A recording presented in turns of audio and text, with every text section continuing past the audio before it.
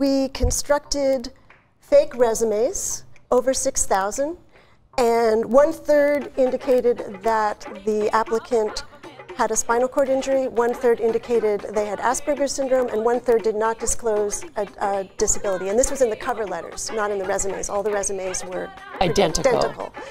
And do you want to take it? Yeah, so we just wanted to explore whether job applicants with disabilities received fewer expressions of employer interest than those without disabilities. And what we found was fairly interesting. 26% of people with disabilities, or applicants, received fewer expressions of employer interest than those without disabilities. And our applicants who had high experience were the ones that didn't get a callback. And this was mostly centralized around small-sized firms. Right. how does this research differ from previous research on disability employment?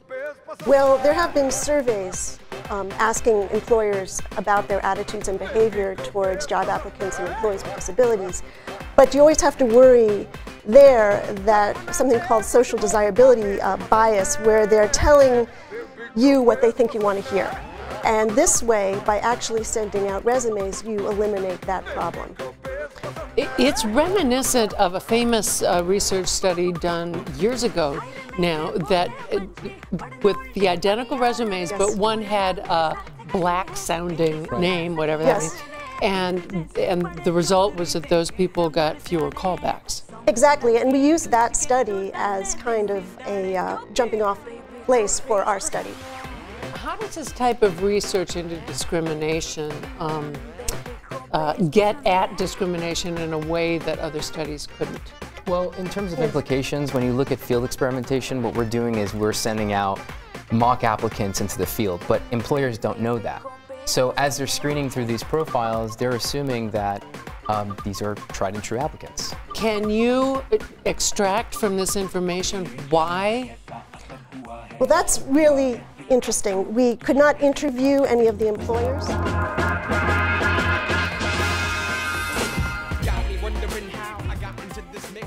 Derek? I just wanted to reference one more time the Europhysics study that someone brought up. Europhysics study, yes. Okay, so I'm sure you're aware that it went viral on the media, but of course websites like Snopes and Metabunk and stuff wanted to make the public aware. I'm reading it right here, just that they put out a statement. They wanted to make people aware that Europhysics news was not connected to the European Scientific Journal because they felt like A&E was being misleading, and they put out the Europhysics News put out saying that we're a magazine that publishes a range of news and views, basically saying this, the study, or that the article was controversial and somewhat speculative, and that they plan in the future to release a counter article. Just your thoughts on that? Yes, thank you. So Europhysics News received a lot of flack about the excellent article that received, is it 500,000? 600,000. 600,000 views, just blowing everything else away. So it did receive some flack from a couple of media organizations, and as a result they said, well, yes, we publish a lot of different things, and we're going to publish something that is contradictory, contrary to our evidence. What we're looking at. Fake and the enemy. President Trump not sparing words when describing the media. On campus, global headlines are posted on this newsstand daily, but it's not how most students consume the news. Lucy Stevenson says her Facebook feed includes various viewpoints from her friends in Texas and Berkeley. Like most people, she consumes digital news. She turns to print publications such as those posted outside the Free Speech Movement Cafe for a more global perspective. And then it's quaint, but I'll walk through here almost every day just to see how different parts of the world are prioritizing their news. In a recent study, the Pew Research Center found that social media and news websites are the most common pathways to news. 36% of those surveyed got their news directly from the news site, 35% from social media, and 20% from a search engine. In the age of alternative facts and accusations of fake news, some readers have changed their habits. where instead of just reading the New York Times, I'll now kind of try to triangulate and then also look at all the primary source pieces that are available now through different streamings of interrogations of subjects or releasing court documents. Freshman Jeffrey Nickel admits he does not keep tabs on current events as much as he'd like.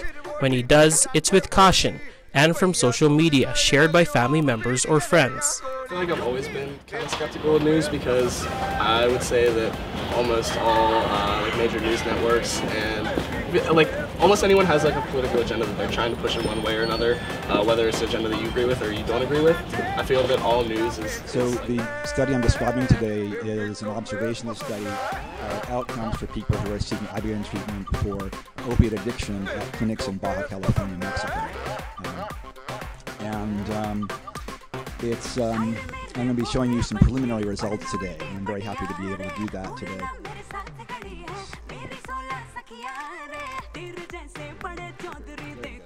So I'll be talking about iboga, and sometimes people talk about ibogaine as ibogaine powder. So just to be clear, we are not talking about a compound that has a similar name, iocane powder, which is a tasteless, odorless powder.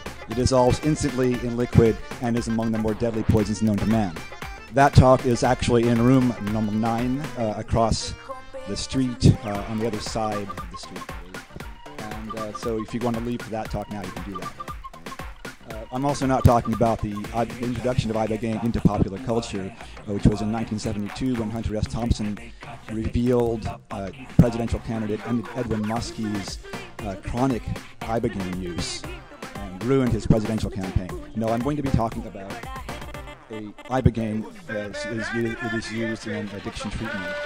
Ibogaine, in case you don't know, is derived from the West African shrub, the iboga shrub, among other plant sources. So the question we're looking at in this research study is, can ibogaine facilitate long-term recovery from addiction? You may be wondering, if you're new to this topic, why would you even consider ibogaine for addiction treatment? I'm going to very quickly do an overview of the history of this. In 1962, Howard Lotsof, 19 years old, took ibogaine for the first time and discovered serendipitously that it could rid him of his cravings for heroin, and also do that without attendant withdrawal symptoms that usually people with heroin. Those are very famously heinous withdrawal symptoms. He made it his life's work to make ibogaine treatment more widely available globally. And then